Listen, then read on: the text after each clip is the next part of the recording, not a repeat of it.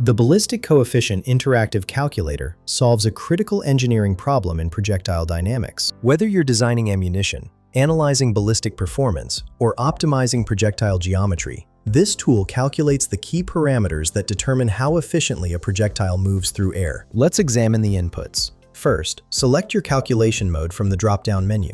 You can calculate ballistic coefficient, calculate sectional density, calculate form factor, calculate required mass, calculate required diameter, or calculate velocity loss. For this demonstration, we'll select Calculate Ballistic Coefficient. Next, enter your projectile mass in kilograms. The diameter goes in meters.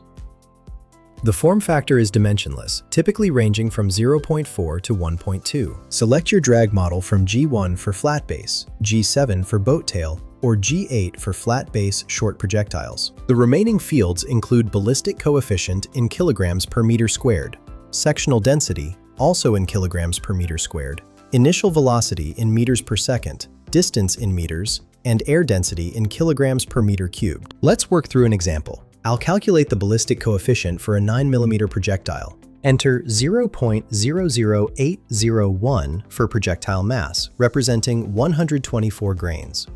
Enter 0.00912 for diameter. Set form factor to 0.512.